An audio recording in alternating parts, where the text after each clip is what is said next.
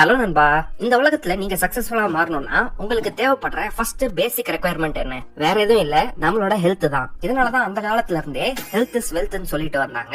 ஆனா காலப்போக்குல நம்மளோட பிரையாரிட்டிஸ் மாறினதுனால மனுஷங்க நாம நிறைய லைஃப் ஸ்டைல் சேஞ்சஸ் ஃபேஸ் பண்ணதுனால நம்மளோட ஹெல்த் கண்டுக்காம விட்டுட்டு நிறைய லைஃப் ஸ்டைல் டிசீஸ் ஃபேஸ் பண்ணிட்டு இருக்கோம். சிம்பிளா சொல்லணும்னா நம்மளோட ஹெல்த்தை இக்னோர் பண்ணிட்டு இருக்கோம். இந்த காலத்துல அந்த வேலை இந்த வேலைன்னு எப்பயுமே பிஸியா இருந்துகிட்டு கொஞ்ச நேரம் கூட பீஸ்ஃபுல்லா நிம்மதியா உட்காந்து நமக்கு நாமளே டைம் ஸ்பெண்ட் பண்ண முடியாததுனாலதான் இந்த மாதிரி மெஜாரிட்டியான லைஃப் ஸ்டைல் ஹெல்த் ப்ராப்ளம்ஸ் நம்ம ஃபேஸ் பண்றோம். சோ ஹெல்த்தியா இருக்கிறத காம்ப்ளிகேட்டடா மாத்திக்காம சிம்பிளா நம்மளோட டே டு டே லைஃப வாழும்போது நமக்குன்னு சில ரூல்ஸ் செட் பண்ணிக்கிட்டு வாழ்ந்துட்டோம்னா இதை பண்ணணும் அதை பண்ணணும்னு ஹெல்த்தை ஓவர் காம்ப்ளிகேட் பண்ணிக்காம சின்ன சின்ன டெய்லி ஆக்ஷன்ஸ் மூலமாவே லாங் டேர்ம்ல நம்மளோட ஹெல்த்தை காம்பவுண்ட் எஃபெக்டோட ஹெல்ப் மூலமா ரொம்ப சூப்பரா மாத்த முடியும். சோ ஹெல்த்தியா இருக்கிறதுன்ற ஒரு விஷயத்தை ரொம்ப காம்ப்ளிகேட் பண்ணிக்காம நம்ம டெய்லி பண்ற ஆக்டிவிட்டீஸ்லயே சில சிம்பிள் ரூல்ஸ் நமக்கு ஃபார்ம் பண்ணிக்கிட்டோம்னா அதை சஸ்டைனபிளா ரொம்ப காலத்துக்கு நம்மளால ஃபாலோ பண்ண முடியும். இந்த விஷயங்களை ஃபாலோ பண்றதுக்கு நம்ம அந்த அளவுக்கு கஷ்டமும் பட தேவையில்ல. அதிகமா எஃபர்ட் எடுத்து நம்மளோட லைஃப் ஸ்டைல மாத்தணும்னு கூட அவசியம் கிடையாது. சோ வாங்க லாங் டேர்ம்ல நம்ம நல்ல ஹெல்த்தியா மாறறதுக்கு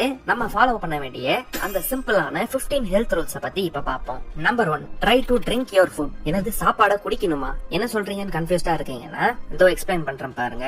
நம்ம சின்ன வயசுல பயாலஜி எல்லாம் படிக்கும் போது டைஜஸ்டிவ் சிஸ்டம் வாயில இருந்து ஸ்டார்ட் ஆகுதுன்னு படிச்சிருப்பீங்க.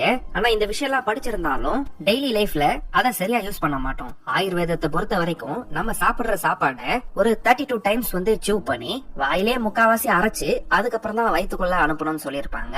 ஆனா இன்னைக்கு இருக்கிற லைஃப் ஸ்டைல்ல நம்ம முக்காவாசி பேர் சாப்பிடும்போது சாப்பாடுல கான்சென்ட்ரேட் பண்ணாம நம்ம எப்படி சாப்பிடுறோம்னு கவனிக்காம கடகடன் வாயில் அள்ளி போட்டு ரொப்பி முழுங்கி உடனே எழுந்து ஓடி அடுத்த வேலையை பார்க்கணும்னு நினைப்போம். யூஸ்வலா 2 கடி கடிப்போம், அப்படியே முழுங்கிடுவோம். இப்படி பண்றதுனால நம்ம வயிற்றுக்கு தான் அதிகமா லோட் ஆகி போயிடும். அதுக்கு எஃபர்ட்டை நீங்க அதிகப்படுத்துறீங்க. நம்ம உடம்புல ஏற்படுற முக்காவாசி டிசீசஸ்க்கான காரணமே டைஜஷன் ப்ராப்ளம்ஸ் தான். சோ இந்த டைஜஷனை நம்ம ஸ்மூத்தா மாத்துறதுக்கு வாயிலே நம்மளால எந்த அளவுக்கு நம்மளோட பல்லையும் சலைவாவையும் யூஸ் பண்ணி அதை நல்லா அரைச்சு லிக்விட் ஃபார்ம்ல நம்மளோட வயிற்றுக்குள்ள அனுப்புறோமோ அந்த அளவுக்கு நம்ம வயிற்றுக்குள்ள இருக்க ஆர்கன்ஸுக்கு எஃபர்ட்டை குறைக்கிறோம். அதோட எனர்ஜியை சேவ் பண்றோம். தேவைக்கு அதிகமா கஷ்டப்பட்டு ஓவர்லோட் ஆகி இந்த என்சைம்ஸ் எல்லாம் ப்ரொடியூஸ் பண்ணி நீங்க அப்படியே சாலிடா அமிச்ச ஃபுட்டை ஜீரணம் பண்ண உங்க வயிறு கஷ்டப்படாம சிம்பிளா நல்லா மென்னு சாப்பிடுறது மூலமா டைஜஷன் ப்ராசஸை ஈஸியா மாத்த முடியும். உங்க வயிறுக்கு ஓவர்லோட் ஒர்க்கை குறைக்க முடியும். Number 2, eat only 80% of your capacity. நிறைய நேரங்கள்ல நம்ம சாப்பாடு சாப்பிடும் போது அதை அந்த அளவுக்கு கவனிச்சு சாப்பிடாததுனால நம்மளோட வயிறு ஃபுல்லாகி திகட்டுற வரைக்கும் சாப்பிட்டுட்டோம்னா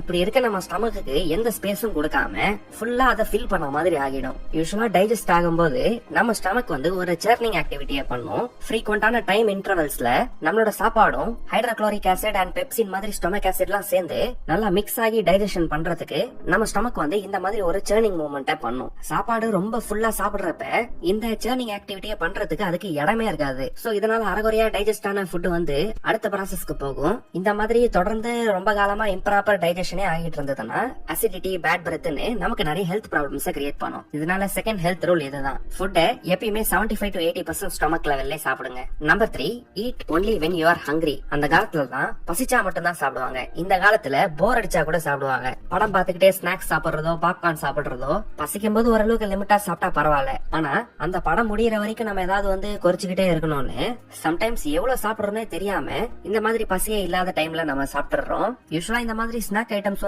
கம்மியான குவான்டிட்டிலே அதிகமான கேலோரிஸ் இருக்கிறதுனால ரொம்ப சீக்கிரமாவே இது நம்மள ஃபேட் ஆக்கிடும். சோ தேர்ட் சிம்பிள் ரூல் இதுதான், பசிச்சா மட்டும் சாப்பிடுங்க. Number 4, drink a minimum of 3 liters of water per day. உங்களுக்கே தெரியும் நம்ம உடம்பு 70% வாட்டர் கண்டென்ட்டால தான் மேக்கப் ஆயிருக்கு. சோ நம்ம ஹைட்ரேட்டடா இல்லாதது நிறைய ஹெல்த் ப்ராப்ளம்ஸ் நமக்கு கிரியேட் பண்ணும். நம்ம ஸ்கின் அண்ட் லிப்ஸ் எல்லாம் ரொம்ப சீக்கிரமாவே ட்ரை அப் ஆன மாதிரி ஆயிடும். சோ எப்பயுமே ஓரளவுக்கு நல்லா யங்கா தெரியணும்னு நினைச்சீங்கன்னா மினிமம் 3 liters ஆஃப் வாட்டர் வச்சு குடிக்க பழகிக்கோங்க.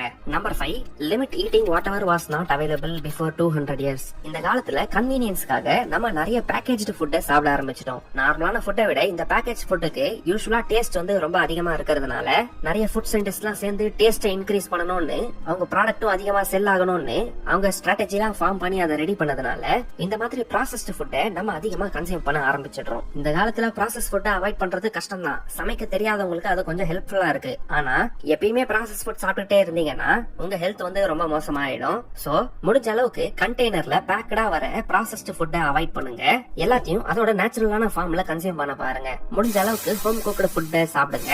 இந்த சிம்பிள் ரூல் உங்களோட லைஃப் டைம் ரொம்ப அதிகமா இன்க்ரீஸ் பண்ணும். Number 6, move after every 1 hour of idle idle time. இன்னைக்கு மாடர்ன் டே லைஃப் ஸ்டைல்ல படிக்கிறதுக்கும் சரி நம்ம ஒர்க் பண்றதுக்கும் சரி ஒரே இடத்துல உட்காந்துட்டு இருக்கிறதுனால, அதுவும் பல மணி நேரம் ஒரே இடத்துல உட்காந்துட்டு இருக்கிறதுனால சிட்டிங் பொசிஷன்லயே ஒர்க் பண்ற எல்லாருமே அட்லீஸ்ட் 1 ஹவருக்கு ஒன்ஸ் ஆச்சு எந்திரிச்சு கொஞ்சம் பாடியை மூவ் பண்றது நல்லது. ஏன்னா கண்டினியூஸா கம்ப்யூட்டர் முன்னாடி சிட் பண்ணி ஒர்க் பண்றது நம்மள ரொம்ப ஈஸியாவே ஒபீஸா மாத்திரும். ஸ்டமக் ஏரியால ஃபேட் கண்டென்ட் அதிகமா ஸ்டோர் பண்ண வைக்கும். அதே நேரத்துல நம்மளோட பாஸ்டரையும் ஒரு மாதிரி கவுன் போட்டு இருக்கிற மாதிரி மாத்திரும். அதனால முடிஞ்ச அளவுக்கு நீங்க உட்கார்ந்து ஒர்க் பண்ணிட்டு இருக்கீங்கன்னா அப்பப்ப கொஞ்சம் எழுந்து நடங்க. இந்த ஹெல்த் மெட்ரிக்ஸ் ட்ராக் பண்ற ஃபிட்னஸ் பேண்ட் எல்லாம் போட்டிருந்தீங்கன்னா அதுல ஐடல் அலர்ட்ஸ் ஆன் பண்ணி வச்சுக்கோங்க. ரொம்ப நேரம் உட்காந்துட்டே இருந்தீங்கன்னா சின்ன ஒரு வைப்ரேஷன் கொடுத்து கொஞ்சம் எந்திரிச்சு நடக்க நமக்கு அலர்ட் கொடுக்கும். Number 7, stretch everyday. நீங்க எக்ஸசைஸ், வெயிட் லிஃப்டிங் இந்த மாதிரி பிசிக்கல் ஆக்டிவிட்டி தான் பண்ணலனா கூட பரவாயில்ல, டெய்லி காலையில எழுந்து இல்ல உங்களுக்கு எப்ப டைம் கிடைச்சாலும் ஒர்க் பண்றீங்க, நடுவுல ஒரு பிரேக் எடுத்துக்கிறீங்கன்னா கண்டிப்பா சில ஸ்ட்ரெச்சிங் ஆக்டிவிட்டியை பண்ணுங்க. சூரிய நமஸ்கார்ல இருக்கிற எல்லா போசஸ்ல அட்லீஸ்ட் குனிஞ்சு காலை தொடுறது, பேக் எக்ஸ்டெண்ட் பண்றதுன்னு இந்த மாதிரி போசஸ் எல்லாம் பண்ணிட்டு இருங்க. ஏன்னா உங்களுக்கு வயசு கம்மியா இருந்தாலும் நீங்க பிளெக்சிபிளா இல்லனா நீங்க வயசான மாதிரி ஃபீல் பண்ணுவீங்க. ஆனா உங்களுக்கு அதிகமா வயசானாலும் உங்க பாடி நல்லா பிளெக்சிபிளா இருக்குன்னா நீங்க ரொம்ப யங்கா ஃபீல் பண்ணுவீங்க. சோ சிம்பிளா உங்க பாடியை பிளெக்சிபிளா வச்சுக்கிறதுக்கு அடிக்கடி ஸ்ட்ரெச்சிங் ஆக்டிவிட்டியை பண்ணிக்கிட்டே இருங்க. நம்பர் 8, நெவர் கோ மோர் தென் 3 days வித்வுட் எக்ஸசைசிங். எக்ஸசைசிங்க பொறுத்த வரைக்கும் இந்த மாதிரி ஒரு சிம்பிள் ரூலை வச்சுக்கோங்க. ஒரு இன்டென்சிவ் ஒர்க் அவுட் செஷன், அதாவது நீங்க டயர்ட் ஆகி நல்லா ஸ்வெட்டை லூஸ் பண்ணி உங்களோட மசில்ஸ் எல்லாம் வலிக்கிற அளவுக்கு எக்ஸ்பேண்ட் பண்ணிட்டீங்கன்னா அது ரெக்கவர் ஆகிறதுக்கு தேவையான ரெஸ்ட் கொடுக்கறது அவசியம் தான். ஆனா இந்த மாதிரி ரெஸ்ட் கொடுக்கறதையோ இல்ல ஒர்க் அவுட்டுக்கு நடுவுல கேப் விடுறதையோ 3 நாளுக்கு மேல கொண்டு போயிடாதீங்க. 2 நாள் ஏதோ ஒர்க் இருக்கு கேப் விட்டாலும் பரவாயில்ல, ஆனா அத 3 நாளுக்கு கொண்டு போயிடாதீங்க. 3வது நாள்ல கண்டிப்பா போய் ஒர்க் அவுட் பண்ணிடுங்க. ஏன்னா இந்த விஷயம் சைக்காலஜிக்கலாவே ஜிம்முக்கு போறதையும் ஒர்க் அவுட் பண்றதுலயும் ஒரு கன்சிஸ்டன்சியை கொடுக்கறதுக்கு ஒரு ரூல் மாதிரி ஆக்ட் ஆகுறது மட்டும் இல்லாம ரொம்ப நாள் கேப் விட்டுட்டு ஒரு இன்டென்சிவ் எக்ஸசைஸ் பண்ண போகும்போது ஏதோ ஃபுல்லா ஜீரோல இருந்து நம்ம ஒர்க் அவுட் ஸ்டார்ட் பண்ற மாதிரி ஒரு ஃபீலிங் இருக்காது. நம்ம பாடியும் கன்சிஸ்டன்டா மொமெண்டமோட அடுத்தடுத்து நம்ம க்ரோ ஆகணும்ன்றதுக்காக முன்ன தூக்குறதை விட அதிகமா வெயிட்ஸ் இன்க்ரீஸ் பண்றதோ இல்ல ரெபிடேஷன்ஸ் அதிகமா பண்றதோன்ற மாதிரி ப்ராக்ரசிவ் ஓவர்லோட ஒரு கேம் மாதிரி பண்றதுக்கு பிசிக்கலாவும் நம்ம ரெடியா இருப்போம். சோ ஒர்க் அவுட்டுக்கும் உங்களுக்கும் சம்பந்தமே இல்லாத ஆள் மாதிரி ஃபீல் பண்ணாம இருக்கிறதுக்கு இந்த மாதிரி ஒரு சிம்பிள் ரூல்ல ஃபாலோ பண்ணிக்கோங்க. Number 9, have a same wake up and sleeping time. நம்ம பாடிக்குன்னு ஒரு பயாலஜிக்கல் கிளாக் இருக்கு. இந்த கிளாக்க நம்ம கன்ஃபியூஸ் பண்ணாம ஒரே மாதிரி பேட்டர்ன்ஸை ஃபாலோ பண்ணோம்னா அது நார்மலா ஃபங்க்ஷன் ஆகிறதுக்கும் நம்ம தூங்கும் போது நமக்கு பெஸ்ட் ரெக்கவரியை கொடுக்க ஹெல்ப் பண்ணும். சோ ஒரே வேக் அப் அண்ட் ஸ்லீப்பிங் டைமை மெயின்டைன் பண்ண பாருங்க.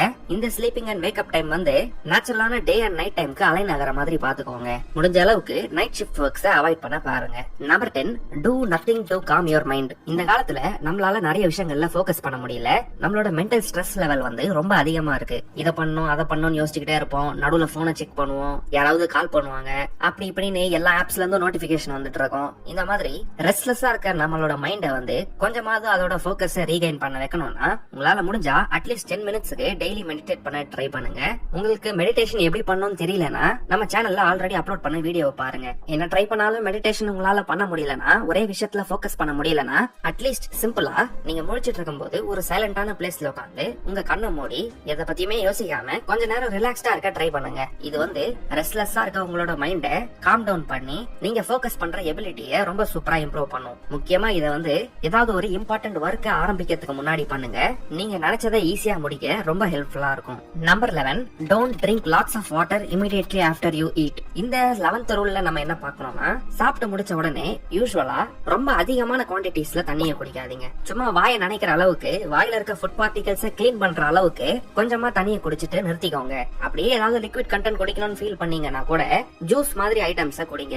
ஏன் அப்படி சொல்றேன்னா, நம்ம சாப்பிட்டு முடிச்ச உடனே அதிகமான குவான்டிட்டிஸ்ல தண்ணியை குடிச்சோம்னா நம்ம ஸ்டமக்ல இருக்க என்சைம்ஸ் அண்ட் ஆசிட்ஸ் எல்லாம் டைல்யூட் ஆயிடும். ஒரு அனாலஜிக்கு சொல்லணும்னா ஒரே ஒரு லெமனை வச்சுக்கிட்டு 10 பேருக்கு லெமன் ஜூஸ் போடுற மாதிரி இருக்கும். சோ உங்களோட டைஜஷன் ஆக்டிவிட்டி ரொம்ப நல்லா நடக்கிறதுக்கு சாப்பிட்டு முடிச்ச உடனே இமிடியேட்டா நிறைய வாட்டர் குடிக்காதீங்க. மினிமம் அட்லீஸ்ட் ஒரு ஹாஃப் அன் டைம் இன்டர்வல் கொடுத்ததுக்கு அப்புறமா கொஞ்சம் கொஞ்சமா உங்களுக்கு தாக எடுக்க வாட்டர் குடிக்க ஆரம்பிங்க. இல்லனா ஒரு கிரைண்டர்ல மாவரைக்க அரிசியை போட்டதுக்கு அப்புறமா கொஞ்சம் கொஞ்சமா தேவையான அளவுக்கு தண்ணி ஊத்தாம ஒரேடியா நிறைய தண்ணியை கொட்டி அந்த ஃபைன் கிரைண்டிங் ப்ராசஸ நிறுத்தின மாதிரி ஆயிடும். சோ சாப்பிட்டதுக்கு அப்புறம் இமிடியேட்டா நிறைய தண்ணி குடிக்கிறத அவாய்ட் பண்ணிக்கோங்க. Number 12, breathe only through your nose. உங்க ஹெல்த் கண்டிஷன், ஃபேஷியல் ஸ்ட்ரக்சர் இது எல்லாத்துலயும் ப்ராப்ளம்ஸ் வர ஆரம்பிக்கும். ஒரு மவுத் பிரீதரா உங்களுக்கு ஆக்சிஜனும் சரியா கிடைக்காது, உங்க ஸ்லீப் குவாலிட்டியும் புவரா இருக்கும். இன்ஃபேக்ட் காத்து மூலமா வர டிசீசஸ், இன்ஃபெக்ஷன்ஸ் இதெல்லாம் உங்களுக்கு ஈஸியா வரலாம். அதே நேரத்துல அதிகமா வாயை திறந்து பிரீதிங் பண்றதுனால உங்களுக்கு சீக்கிரமா தொண்டை காஞ்சு போற மாதிரி ஃபீலிங் வரும். ரொம்ப காலமா மவுத் பிரீதிங் பண்ணிக்கிட்டே இருக்கிறீங்கன்னா உங்களோட ஃபேஷியல் ஸ்ட்ரக்சர் ஸ்ட்ரக்சரும் ரொம்ப மோசமா போயிட்டு இருக்கும். கொஞ்சம் கொஞ்சமா உங்க ஃபேஸ்ல இருக்க சிமெட்ரிக்கல் ஸ்ட்ரக்சரை லூஸ் பண்ணி அன்அட்ராக்டிவா மாறிடுவீங்க. நம்ம சேனல்ல ஆல்ரெடி அப்லோட் ஆன இந்த வீடியோவை பார்த்திருந்தீங்கன்னா உங்களுக்கு இத பத்தின இன்னும் அதிகமான டீடைல்ஸ் கிடைக்கும். சோ இந்த வீடியோவை பொறுத்த வரைக்கும் ஒரு ஹெல்த் ரூலா எப்பயுமே உங்க நோஸ் வழியா மூச்சு விடணும்ன்ற விஷயத்தை ஞாபகம் வச்சுக்கோங்க. Number 13, practice any type of fasting. நீங்க எந்த ஒரு ரிலீஜனை ஃபாலோ பண்ணாலும் எல்லா ரிலீஜன்ஸ்லயும் ஏதாவது ஒரு வழியில ஃபாஸ்டிங்கோட பெனிஃபிட்ஸ பத்தி மனுஷங்க நமக்கு புரிய வைக்க ட்ரை பண்ணிருப்பாங்க.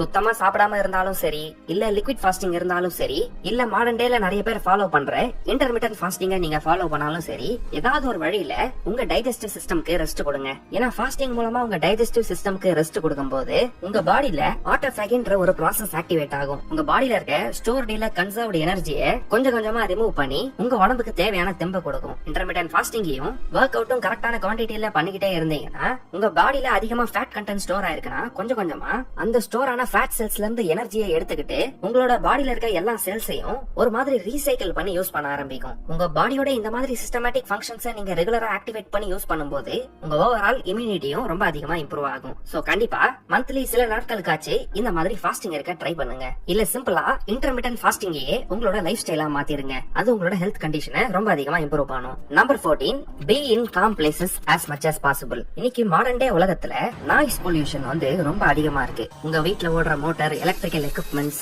இல்ல மிஷினரிஸ் பக்கத்திலேயே நீங்க அதிகமா டைம் ஸ்பெண்ட் பண்றீங்கன்னா அந்த சத்தத்தோட காரணத்தினாலே நீங்க ரிலாக்ஸ்டா ஒரு ஃபேஸ வைக்காம எப்பயுமே ஸ்ட்ரெஸ்டா இருக்க மாதிரியே சொல்லுங்க அப்படின்னு இரிட்டேட்டடா கத்திக்கிட்டே பேசுறத உங்களோட நார்மல் ஹேபிட்டா மாத்திடுவீங்க.